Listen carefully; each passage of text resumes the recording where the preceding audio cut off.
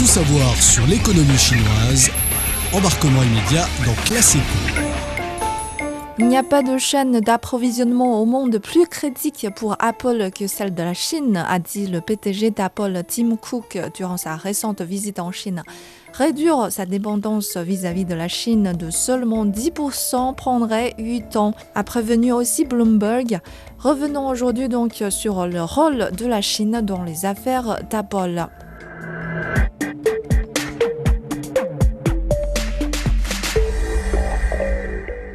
Bonjour à tous, bienvenue dans l'émission d'aujourd'hui. Je suis avec Rocco. Bonjour Rocco. Bonjour Rochane. Vous avez suivi l'actualité autour de Tim Cook ces derniers jours? Oui, je sais qu'il a effectué une visite très médiatisée à Shanghai. Il y était pour ouvrir un nouveau magasin d'Apple. Il y a eu beaucoup de monde qui faisait la queue, voulant prendre une photo avec lui. Voilà, c'était les Guofen en chinois, donc c'est fans d'Apple. En fait, on en compte pas mal en Chine. Vous savez, puisque l'heure d'ouverture de ce nouveau magasin était 7 heures du soir et la file d'attente était déjà très longue le matin du même jour. Oh, c'est impressionnant. Voilà, et certains donc ont fait la queue pendant une dizaine d'heures pour être parmi les premiers à entrer dans ce nouveau magasin. Et surprise, à peine une heure après son ouverture, le store qui devrait ouvrir jusqu'à 10 heures du soir a été fermé. Puisqu'il y a eu trop de monde qui ont encombré les rues à côté et ont paralysé la circulation. Ah, donc il y a des problèmes d'ordre public qui s'est posé. On a écourté cette visite pour ne pas paralyser la quiétude des autres citoyens qui n'étaient pas concernés par cette histoire. C'est vrai. Quelle est la raison autour de cette folie? Je crois que c'est parce que d'abord c'est Tim Cook. On a l'habitude de vénérer ces génies de la technologie, ces génies du business. Tim Cook est le patron d'Apple. C'est une marque tellement populaire que c'est compréhensible qu'il séduit les fans. Et d'ailleurs, c'est aussi parce qu'on veut vénérer ce nouveau magasin, puisque c'est le plus grand Apple Store de Chine et le deuxième après le magasin phare d'Apple sur la 5e avenue à New York. Et sa conception est assez spéciale. Le store est situé à côté de l'emblématique temple Jing'an. C'est une destination incontournable à Shanghai. C'est un très vaste magasin d'une surface de 3800 mètres carrés, de 2 étages. Il est entouré d'une place extérieure qui ressemble à un amphithéâtre qui offre au public un lieu de rassemblement pour des événements spéciaux. Et par la façade en verre incurvé, les clients ont droit à une vue imprenable sur le temple. Et le logo qui s'affiche sur le géant écran à l'intérieur du magasin est spécial aussi. Au lieu d'être la fameuse pomme croquée, on a fait une fleur de magnolia en forme du logo d'Apple. Magnolia, mais en fait c'est justement cette fleur qui fleurit ces derniers temps à Pékin. Je pense que c'est l'une des fleurs les plus belles du printemps, qui ont des arbres très majestueux avec des fleurs très grandes qui sont blanches ou bien qui sont roses.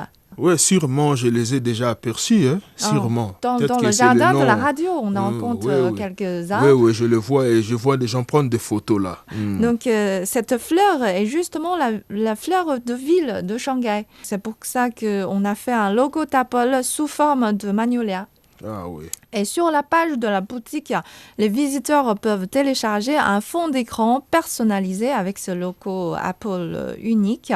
Et en plus, tous ceux qui participent à l'inauguration d'Apple Jing'an, on peut recevoir quelques souvenirs qui portent le logo spécial d'Apple, par exemple un sac, un pins ou bien un autocollant. C'est une autre raison pour expliquer pourquoi il y a eu autant de monde ce jour-là. Oui. Et on comprend que ces nouveaux stores de Apple, c'est aussi un lieu de divertissement. Et à côté de cet endroit commercial, il y a aussi... Mais Cook est un visiteur fréquent de la Chine, s'il faut le dire. Parce que cette dernière visite est déjà sa 3e en Chine en un an. Alors cette nouvelle visite est considérée par les analystes comme une offensive de charme pour relancer les ventes d'iPhone en berne. On va dire qu'il y a une chute sensible des ventes de l'iPhone et le groupe de recherche Counterpoint a déclaré que les ventes d'iPhone au cours des 6 premières semaines de cette année étaient en baisse de 24% par rapport à l'année précédente, ce qui n'est pas à négliger. Et sa part des marchés a glissé derrière celle de Vivo, Huawei et Honor. Donc vous comprenez que les ventes de son rival Huawei ont grimpé en même temps de 64%. C'est vrai que ces derniers temps, on a observé un vrai retour du champion national Huawei qui a surmonté l'année dernière les sanctions américaines pour déployer un smartphone local capable d'atteindre des vitesses proches de la 5G. Le modèle a été mis au marché fin 2023 et ce nouveau produit a placé Huawei en tête de vente des smartphones au début de cette année. Et clairement, Cook souhaite inverser la tendance. Et après tout, la Chine est son marché clé qui a contribué au 4e trimestre de l'an dernier à hauteur de 21 milliards de dollars au chiffre d'affaires de l'entreprise. Selon la Société internationale de données, en 2023, Apple s'est emparé pour la première fois la première place du marché chinois des smartphones avec une part de marché record de 17,3%. Oui, on peut dire que la bataille entre Apple et les concurrents nationaux, Huawei, donc ça va se poursuivre. C'est un combat de technologie.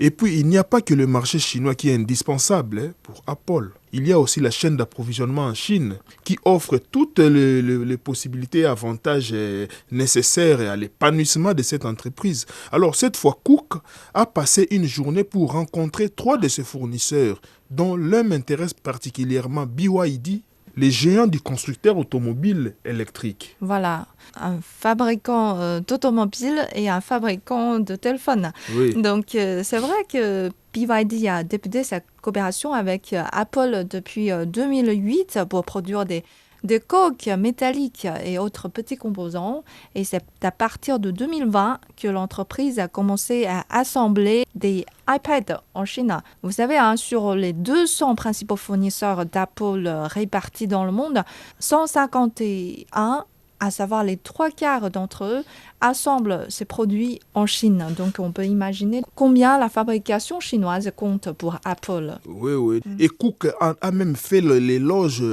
des fournisseurs chinois comme ayant la fabrication la plus avancée au monde. C'est vrai que les entreprises chinoises sont devenues des leaders mondiaux de la fabrication intelligente.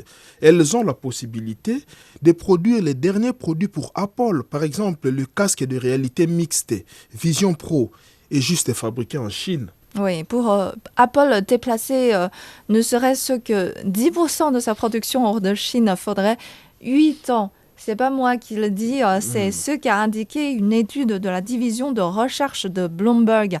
Il n'y a pas d'autres détails sur la façon dont ce délai a été estimé, mais l'article parle que 98% de tous les iPhones sont fabriqués en Chine. Il ne faut pas nier que la Chine a cultivé au fil des années un vaste écosystème de fournisseurs capables de répondre à tous les niveaux des besoins d'Apple, des composants de haute technologie aux matériaux d'emballage. Donc c'est un vaste réseau de fournisseurs et de sous-traitants dont certains peuvent ne fabriquer qu'un tout petit composant, mais en plus, tous ces fournisseurs et sous-traitants sont rassemblés, sont très très rassemblés. En Chine. Non, dans une région spécifique, parce que la majorité d'entre eux sont basés à Shenzhen et dans ses environs immédiats. Donc ça veut dire qu'on peut ainsi rendre très efficace la production, mais aussi réduire le coût de la logistique. Et Shenzhen qui fait aussi partie de la haute technologie, d'un lieu où est basée la haute technologie de la Chine. Voilà, c'est le centre de l'innovation de la Chine. Centre de l'innovation, voilà. J'ai pensé à un autre avantage de la fabrication chinoise. Il y a sa main-d'œuvre. tout à fait. Voilà. Et les ouvriers chinois ont cumulé depuis de nombreuses années des savoir-faire techniques et des compétences de fabrication très riches, qui sont capables de respecter les normes de qualité élevées d'Apple. Ils peuvent gérer les complexités des technologies innovantes d'Apple. Ils sont très efficaces, que ce soit des changements de la demande ou des calendriers de production. Les fournisseurs chinois, au lieu de se râler, ils peuvent réagir rapidement. Et même le coût de la main-d'œuvre est augmenté en Chine. Les économies réalisées grâce à l'infrastructure de la chaîne d'approvisionnement, à la main-d'œuvre qualifiée et au processus de production efficace l'emportent souvent sur cette augmentation des coûts de main-d'œuvre et permettent à l'entreprise de maintenir la rentabilité. Donc, en produisant en Chine, Apple peut également minimiser les droits des douanes et autres barrières commerciales. C'est un avantage très important et c'est ce qui rend même ces produits plus compétitifs sur le marché local. Vous avez raison. Et donc, je résume un peu. Le réseau complexe de fournisseurs, de main-d'œuvre qualifiée, de processus efficaces, d'accès au marché, de rentabilité qu'offre la Chine crée un environnement très favorable pour les opérations commerciales d'Apple. Donc, cela coûterait à l'entreprise, j'imagine, des milliards, aussi de très nombreuses années pour rétablir telle chaîne d'approvisionnement et reproduire le succès qu'elle a rencontré en Chine. Et pendant ce temps-là, ses adversaires vont foncer à une vitesse exponentielle. Donc, ce sera vraiment du grand retard pour son évolution. Voilà, c'est tout pour l'émission d'aujourd'hui. Merci de l'avoir suivi. À la prochaine.